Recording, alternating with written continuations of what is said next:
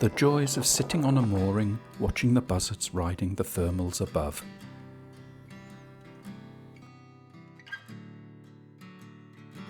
Having departed Queen Anne Battery's marina in Plymouth, I've sailed south across the Sound to the western breakwater entrance, and then across to the Great Mewstone, before traversing Wembury Bay and motoring up the River Yealm inlet to Nos Mayo and Newton Ferrers.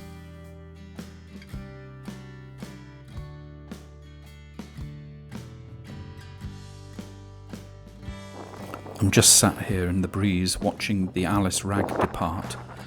There was a little bit of consternation as they motored over the neighbouring boat's mooring rope, but it's all ended well.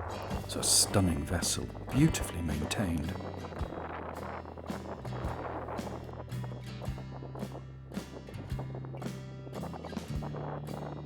I'm guessing it's time for me to depart as well, back out past the bar before the tide starts building again.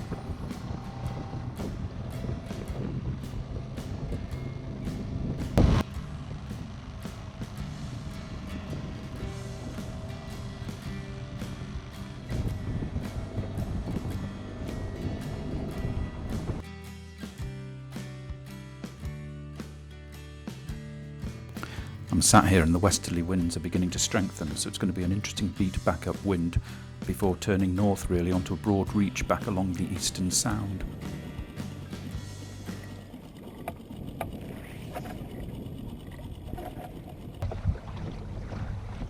I've just lifted the outboard up to lock it out of the water, and I've discovered a fuel seepage leak from under the cap area. I can't quite work out whether the cap gasket has perished on the fuel tank or whether the actual fuel tank neck has cracked, but the upshot is the motor is going to have to stay down in position for the moment.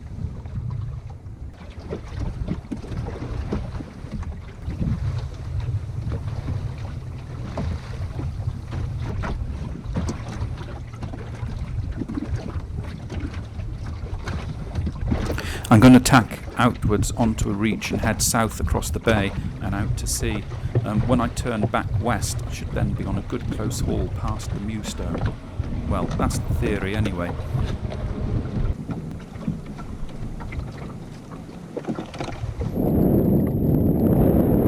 Sadly, that plan didn't quite work out.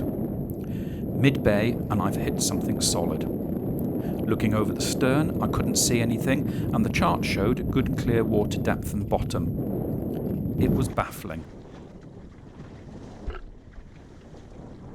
I'm hoping that no damage has been done to the centreboard or the rudder. They seem to be lifting and turning okay, so I'm going to carry on.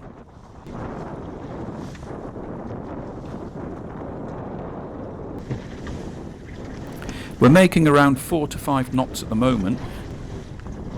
The mainsail hasn't pulled up fully to the main sheave in the mast, and so the top of the sail leech is flopping and spilling wind a bit.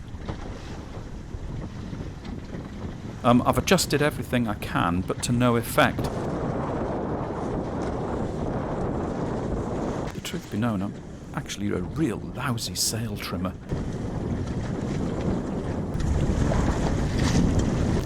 As it so happens, as the winds picked up and strengthened in the gap between the island and the mainland, that upper sail spilling wind proved to be a blessing.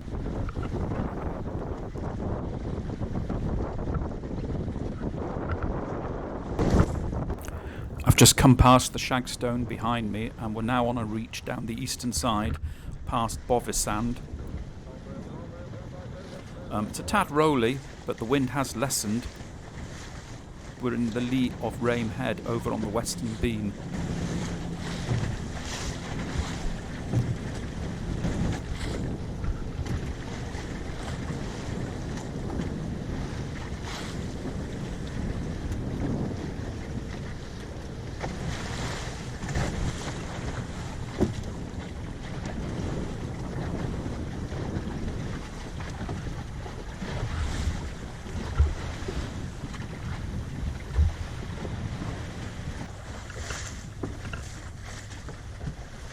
I'm racing this boat past the breakwater entrance, but I am going to give him a chance. because you know there's nothing worse than a big yacht skipper sulking after they've been beaten by a 14-footer.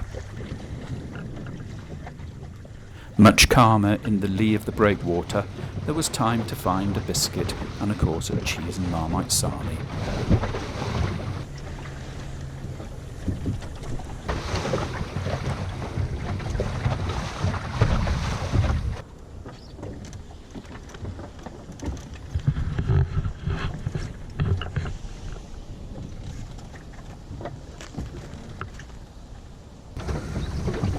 It's pretty busy in the cat down up ahead, so I'm dropping sail out here in Jenny Cliff Bay, and I'll motor the last few hundred metres back in. The fuel leak seems to have evaporated and stopped, so I'm hoping that everything should be okay with the motor.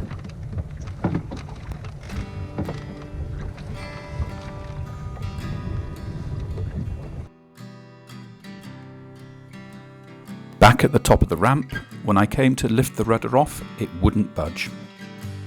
Back home, the only way was to remove the actual rudder itself and then look at the pintles and gudgeons. I put the rudder block back in and it works perfectly.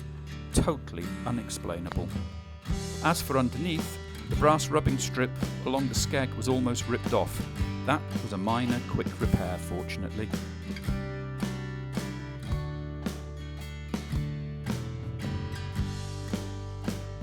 Join us on other voyages by clicking the subscribe button below. And thanks for joining us on this trip. See you on the next one.